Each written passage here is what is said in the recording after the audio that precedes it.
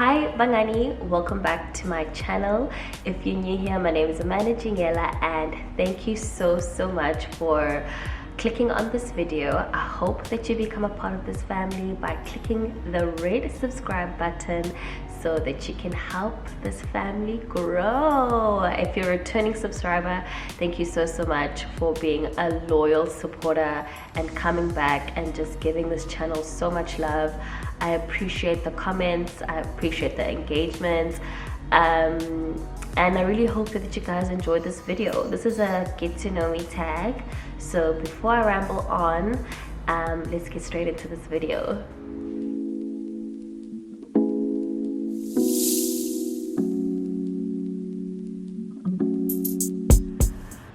So I did an Instagram poll, I think a couple of weeks ago, that I obviously said that I was going to do a get to know me tag on YouTube, and you know, my followers did send in some questions and I did go through them, so I did try to group them so this video isn't a drag, because personally when it comes to get to know me tags, this isn't my favorite content on YouTube. I enjoy vlogs, which is why majority of my channel is vlog based, but you know, I asked questions of what you guys would like to see and what you want to know about me, and you answered, so I'm here and I'm gonna get into the video. So first things first, I was asked how old I am and when is my birthday. So as of today, while I'm shooting this video, I am 29 years old and my birthday is on the 31st of July. I was born in the year 1992, so I'm turning 30 this year. I was also asked which high school did I go to. So I went to Durban Girls High School, and that's the only high school I went to. I didn't move around that much, so that is that. And then I was asked what is an environmentalist and do I enjoy it. So when it comes to what I studied and my current career path, I studied environmental sciences in varsity. I went to the UKZN Westville campus, and I enrolled for the geology course. So I enjoyed geography in high school a lot, but I also did design and I did biology. So I had room to choose where I would like to go or what I'd like to do in varsity in case my interests changed, because I think we chose our subjects in grade 9 for grade 10, and at that time you think you know who you are and you think you know what you'd like to do, but most of the times it's true, but sometimes it changes. And so I didn't want to be limited when it came to choosing what career path I wanted to do. So I took a science, I took a science, which is life sciences, and then I took a social science, I took geography, and then I chose design because I have this creative side that I like exploring. I do not want it to neglect when I did come to subject choices. So those are the subjects I chose in high school. And then when I went to varsity, I enrolled into the geology course, which is probably the worst decision ever, which is why I would recommend, if you are looking into a career that you want to do, to actually really do your research. I remember the reason why I chose geology was because they said that they were looking for young black science females that are just going to change the game in science, and obviously you're going to make money from that, because why would I go into a job if I'm not going to make money from it? Trust me, worst decision ever. Geology was not what I thought it would be. It was definitely chemistry based and physics based, which is what I didn't do in high school. So I struggled a lot that I actually failed my first semester. Then I changed streams. So I went into environmental sciences, which was way more my field. And environmental sciences is actually based on the environment and holistically, from the people and its needs and the ecosystems, and just how the environment and the people in the environment affects, and the different ecosystems. You can go on and on.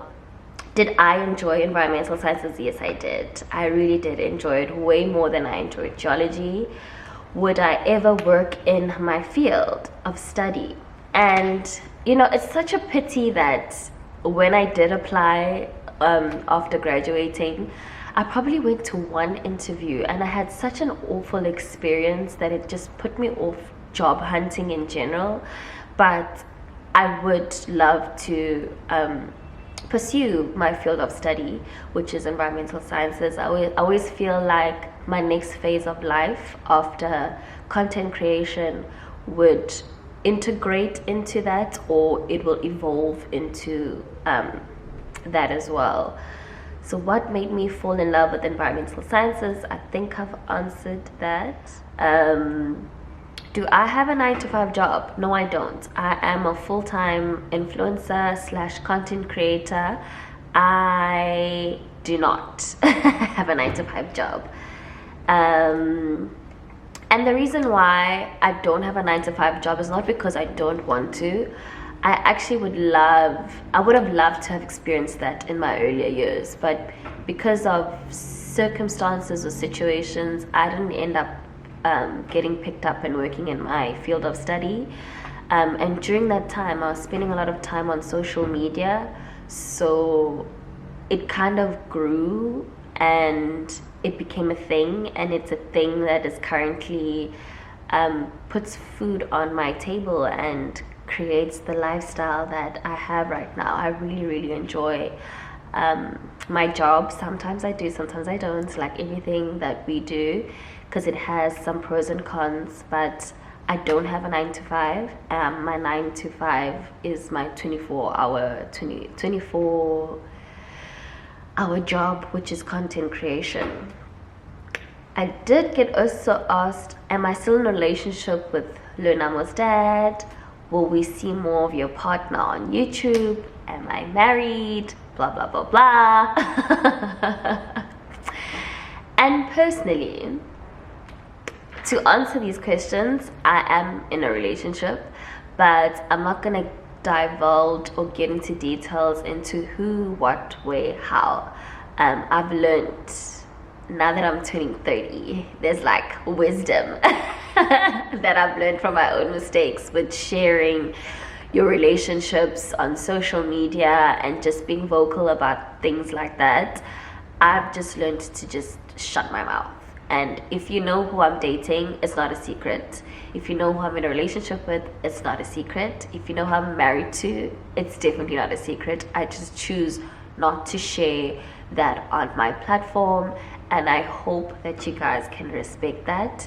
You will hear him around me on YouTube, because we do live together and we do share a life together. But in terms of seeing him, I highly doubt. I actually really enjoy how Maneo_V handles or shows her relationship on YouTube. Like, she's married and she lives with her husband, and you hear him, he lives in the background, and I mean, angithanda indoda ephila kwi-background, angifuni nje indoda ezophila nami on the screen, guys. Personally, I that's how you would have a feel or be introduced to my partner. It's just him being in the background and being in my space, but not with me on the tube. So I hope that answers those questions. Says, what do I think? Someone asked, what do I think about the YouTube scenario in Durban? Do you think, like others, I will have to relocate? That was a good one, because when it comes to YouTube, it's such a different space, guys, and I feel like it isn't something that is location based. Obviously, there will always be better opportunities for you as an individual if you're going to be a creative, um, and or a creative entrepreneur. Joburg is the hub of everything. All the big brands are there, all the media houses are there, and everything that you want to do. And for you to spread your wings to its fullest form, and just have access to that easier, would be to relocate. But if all the Durban influencers are moving to Joburg or Cape Town, who's going to be an influencer in Durban? So I'm quite settled in my life being in Durban. I love that I get to be around my family because I am very family centered, and as the eldest in my family, in terms of my siblings, am I the eldest, guys? I'm the eldest in marriage. I'm my mom's firstborn, and I have my brother after me and my younger sister. But my dad does have two other kids that are older than us, or older than me as well. So from my dad's side, there's 5 of us, and from my mom's side, there's 3 of us. So since we've also lost our mom, I've just been very centered in being around my siblings, and a lot of the decisions I make, even though they shouldn't be, are always based around that support structure. So we are all currently in Durban right now, and I don't see the need for me to move unless there is a need for me to move. So and that's for personal reasons, not for work reasons. I feel like as a content creator, you thrive wherever you are. So if you can't make it in Durban, chances are you will make it in Joburg because the opportunities are greater, and you will make it in Cape Town also because there's more to do and as a content creator. But I always just feel like you can do that anyway. I don't have to move. I love being Durban based. Actually, if I had to choose a lifestyle that I like from certain influencers or celebrities, Linda Mdoba comes first into mind. You know that she's bi-coastal. She lives in Durban, but if she needs to be in Joburg for work, she'll do that.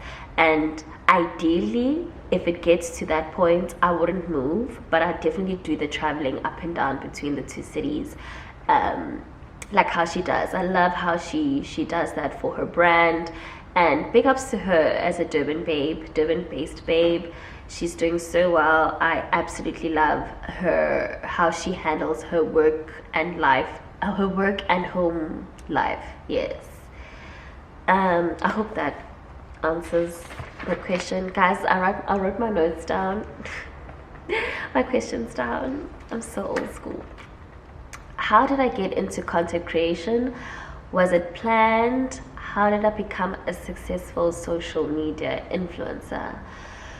So I touched into how I got into content creation a little bit when I was telling you guys about my degree. I studied in varsity and I got my degree, but unfortunately when it came to finding myself or finding space in that field was so hard for me that it didn't materialize, and I was not gonna force it.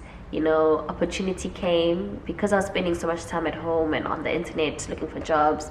I was also spending time on social media and sharing my day-to-day life, and that's how brands picked up on who I am and what I do. And basically that snowballed into a career that I have right now. So was it planned? No, definitely wasn't planned. And because for the longest time, because I'm a science babe, I'm a science girl, big up to all, nerds and science kids. When you move into a career that's digital based or that is in front of the TV or in front of the camera, a lot of the times, I think it's better now, but back then it's kind of like something that people just don't associate with you being smart. It's always because you're pretty, or because it's easy, or because of this or because of that. And growing up, in my early 20s, I did not want to be known as that girl, or because she's pretty, she's gonna do marketing, you know. And don't get me wrong, marketing hands, guys, when you get into that degree, there's so much that goes into marketing and digital marketing and all of that there's a science behind everything. And that's what I've learned as I've grown older. So naively, I always just thought that I did not want to be a part of something like this because people will just look down on my intelligence. But now that I've grown, you're intelligent whatever you do. Like, it's going to show through your work, it's going to show through who you are, because that's who you are. You know, stop judging people for their career choices, guys. And I know this is not related to my Q&A, but just from experience, that I was so reserved and so reluctant to get into this field because of those perceptions, that I really withheld myself from flourishing in my current job description, which is content creation, because of the rumors about it. People just think you wake up in the morning and take pictures, and it's fine. They can be ignorant. You know what goes into creating content and the science and the method behind what you see in front of you right now. So it's fine. People catch on, which is what they're doing now in 2022. They are catching on, and they can see that it's something that is quite feasible, and there's a lot of effort and work and time and money that goes into creating content. So for the longest time, for me, I was so reluctant. But when the chicks came in, when the chicks came in, that's how I'm not gonna leave it. I love being a social media influencer. Do I think I'm successful? Not yet, hey? I still think there's room for me to grow. Because I'm a growing person as well. You're always evolving as a person, you're always growing. Successful, not yet. I feel like there's still room for me to reach the ceiling. And once I've reached the ceiling as well, there's still room for me to grow. So thank you for recognizing me as successful. But yes, guys, yes. Also got asked, how do I manage being a mom and a partner and also being an influencer? I want to say I can do it all, but to be quite honest, my support structure is so supportive, and I'm so grateful for each and every one of them, from my friends to my siblings and to my family, that I can lean on when I need to do what I need to do. Or make time for myself, or make time for my partner. I'm just grateful that I've got a support structure that can accommodate my needs and wants and my career, that I don't feel like I'm lagging. So I really do manage it by honestly leaning on the pillars that are around me. So what were your emotions when you found out you were pregnant? Was it planned?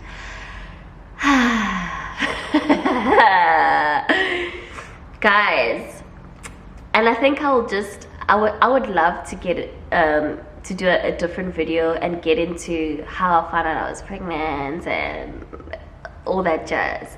But for this specific video, no, my pregnancy was not planned. She was definitely unplanned, Ulunamo, and the biggest surprise of my life, to be quite honest. And how are my emotions? I fell pregnant just 2 years after my mom's passing. And when you've lost life, and lost life in any form, but my mom was so close to me that when there's life growing inside you, you always just think that unplanned or not, shocked or not, or whatever thoughts you get, when the pregnancy settles in and you realize that you carry life, you value the concept of life so much. And for me, my pregnancy was that for me. I was probably going through life like definitely grieving, definitely trying to find my feet in my industry, trying to just to find my feet in life. So when she came along, and trust me, that process isn't easy as well. I'm talking about it on the other side now that I've gone through it. Is that, sorry guys, my nose is blocked because I'm getting the flu. So if you hear that, it's because my nose is blocked. But what I was saying was, yes, now that I'm on the other side, and I don't know if I've fully transitioned to the other side where I fully understand what I went through and why I had to go through what I went through, but the birth of my daughter really gave me reason to live, because now I wake up every day knowing that I have to show up not only for myself but for this person, and be the best version of myself for this person, and create a life that is the best for this person and for me. Now that I talk about it now, now that I've gone through the baby blue postpartum blah blah blah blah, on the other side, it saved me. And yeah, those are my emotions. But how was I feeling when I found out? Numb. I think that's the only word I can use. Actually, I was shocked. Like, how? I mean, obviously, you know, the act, but how? And then, what was the first year like of being a mother? Yo, guys. You know, when you go through something traumatic, your brain somehow does this thing that for you to fully function as a normal human being, you're going to forget some things, and that's what trauma does to you. So for me, the first year of motherhood was, it was ridiculous, guys. Everything that could fall apart fell apart, but in the same grace and the same beauty, everything that could fall into place also fell into place. So if I could sum up the first year of my child's life for myself, it was a roller coaster of the good, the bad, the ugly, and probably the reason why I dread having a second child, because the toll it takes on you emotionally, physically, your relationships around you, Gooby. But what motivates you to work hard, and what do you like the most about being a mom? My daughter actually motivates me to work hard. Man, if I don't do it for myself, I'm doing it for that girl. I'm doing it for that girl because she deserves it. What do I like most about being a mom? You know, she's turning 3 in a couple of days, and now I feel like I've got a human, guys, and she communicates, and she's growing, and she's just growing into herself, and watching her grow, and that's my lineage, and that's the part I like most about being a mother, is that you, like I said, when you've lost someone, you get reminded a lot about Usman Mani, uzomkhumbula kanjani, like what's their lineage, and the most physical thing, that legacy that you can leave behind for yourself, is always your kids.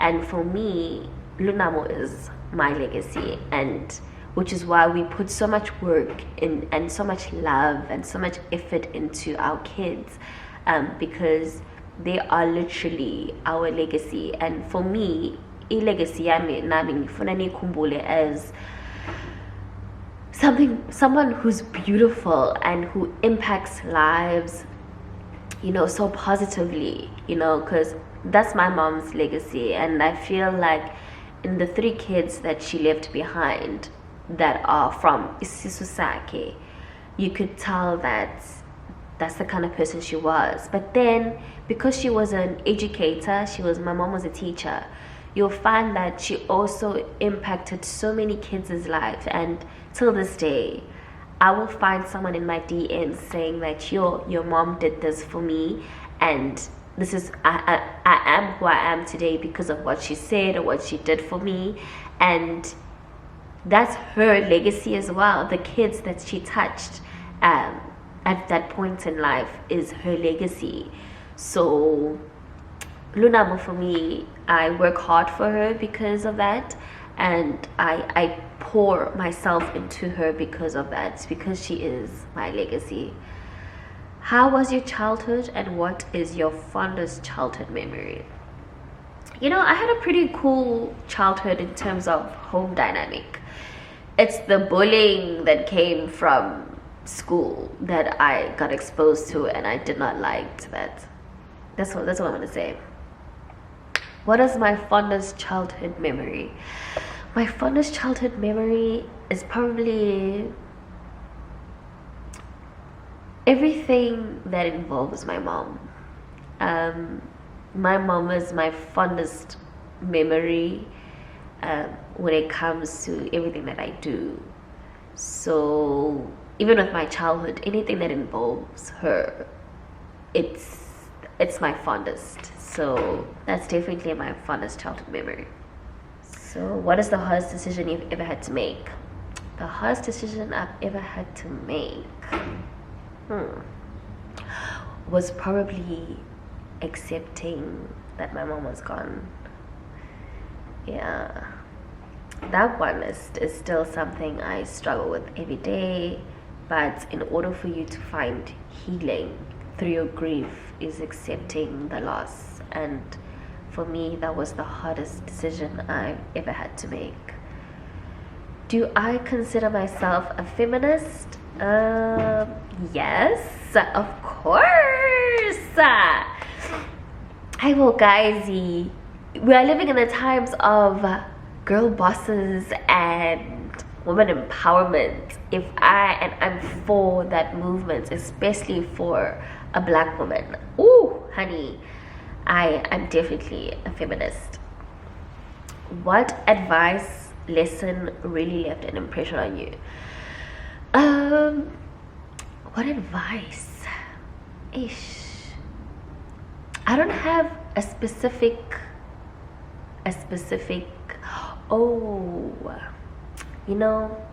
now that I think about it, I wrote this down, and when I wrote this down, I couldn't think about something that left an impression on me or words of advice.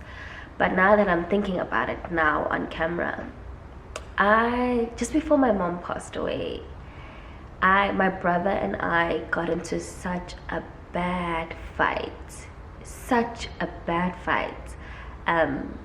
And for her, and as siblings, when you fight, it gets ugly.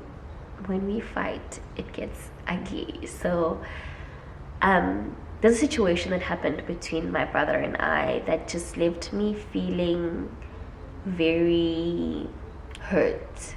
And my mom at that time was there to witness how the fight started and how it carried on and trickled into certain situations. And when she saw the end of it, like the end of that fight, she told me that there was also a specific person involved as an outsider between me and my brother fighting that I'd always tell my mom about, but because my mom just always saw the good in people, which is what my brother does as well. He always sees the good in people. They do overlook a lot of the bad things that people do around them. And unfortunately, Mina, at our first encounter, I will know if you're good for me or not. So just before, like a week before she passed away, she sat me down randomly after church, and she was like, whatever you saw in that person that I couldn't see as your mom or your brother couldn't see, but you saw and you stood for and you fought for, even when you didn't have people believing in you, stick to that. And that was my gut for me. So that was the advice she gave me, is that always stick to your gut, even if the people around you are doubting you. But if you fully believe in whatever it is, and you fully believe that this is what you need to do, where you need to be, or whatever the case is, I do that. I don't second guess myself one bit, even if it's the wrong decision, guys. Even if I'm making a wrong decision, I do not second guess it a bit, because at that moment in time it felt right to me and my gut said yes. So I do. That's the advice or impression that really left an impression on me, and I feel like so far in life it's gotten me in a very good place. Obviously it's not a well-rounded formula, because there's always going to be outliers, but I do literally listen to my gut. No, even if it means I lose people, I will listen to my gut. And that's the advice that she left me at the end with. But in general, anything that she's taught me, my values, my beliefs, my religious views, really stem from her words of wisdom, and her well of wisdom is basically from my mom. What advice would I give to my younger self? Trust your gut. It took a very long time for me to get to a place where I feel passionate and trust my gut. And for my younger self, I really want to say, trust your gut. It's never wrong, sweetheart, about anything and anyone. Hey guys, sorry I could cut there. Someone asked how do they contact me if they want to work with me. You can contact me on my Instagram. I do have an email tab, but if you do not see that email tab, you can email me at amandajingela@gmail.com. And someone asked me what is my hair type and my hair routine. I'm a type 4 hair type, but my curl pattern is quite mixed. I have a 4B curl pattern and a 4C curl pattern. So you'll find that the outer perimeters of my hair are very much 4B, but majority of my curl pattern is 4B. It's just at the middle, like the crown area, that hair is genuinely 4C, and that's just how my hair type is made up. And usually as you understand your hair type as a natural hair person, you'll know that you just don't have one hair type, especially if you come from a mixed background, which is what I am. I do find that I do have sometimes 2 to 3 curl types, and it just depends on how I style my hair. But I treat my hair like 4C hair, because that's the stubborn hair, or that's the hair that's hard to navigate.